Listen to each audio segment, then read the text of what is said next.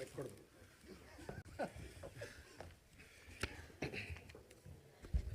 అందరికీ నమస్కారం. కరెక్ట్గా 5 నిమిషాలు ఇచ్చారు, కానీ రామ్మోహన్ నాయుడు తర్వాత మాడతాం కొంచెం ఇబ్బందే. మనోడు మొదలు పెడితే ఆపడు.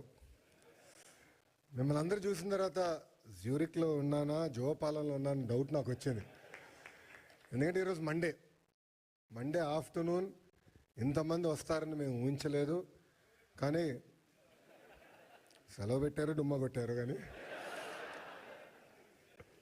ఈరోజు గౌరవ ముఖ్యమంత్రి చంద్రబాబు నాయుడు గారు ఏం చెప్తారని వినేదానికి పెద్ద ఎత్తున ఇక్కడ తరలి వచ్చిన యూరోప్ ఎన్ఆర్ఐ టీడీపీ సభ్యులందరికీ పేరు పేరున నా హృదయపూర్వక నమస్కారాలు.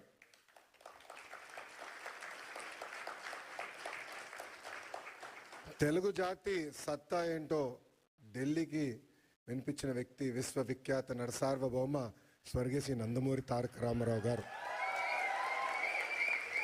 తెలుగు జాతి సత్తా ప్రపంచానికి వినిపించిన వ్యక్తి మన ప్రీతమ నాయకుడు చంద్రబాబు నాయుడు గారు. చంద్రబాబు నాయుడు గారు ముఖ్యమంత్రి అయినప్పుడు కరెక్ట్గా నేను 8th క్లాస్లో ఉండే. నాకు ఇప్పుడు కూడా ఆ 10 సంవత్సరాలు 94, 95 నుంచి 2004 వరకు మనం ఒకసారి చూస్తే ఒక్క ఫోటో సమ్మప్ చేస్తుంది ఆయన పరిపాలన.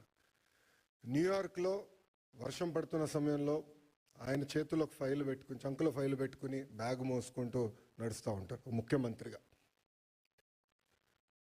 ఆనాడు ఆయన విజన్ 2020 అంటే చాలామంది ఎగతాళి చేశారు. కానీ ఈరోజు తిరిగి వెళ్ళి హైదరాబాద్లో చూస్తే ఆయన చెప్పిన ప్రతి మాట ఈరోజు నిజమైంది.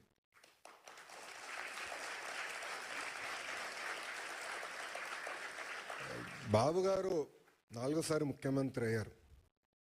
కానీ రాము అన్నట్టు మా అందరికన్నా స్పీడ్. సో రాము అడిగాడు, అన్నా నువ్వు ఢిల్లీ ఫ్లైట్లో వస్తున్నా అంటే, డోస్ నీకు జాలేరా, నేను వద్దా ఫ్లైట్లో, నేను బాంబే నుంచి వస్తానని చెప్పా. కరెక్ట్గా విఐపి లాంచ్లో దిగిన తర్వాత అడిగా రాముని, ఎలా ఉందిరా ఫ్లైట్ అంటే, అన్న పడింది నాకు అన్నాడు. అంటే చంద్రబాబు నాయుడు గారు ఒక సోర్స్ ఆఫ్ ఎనర్జీ.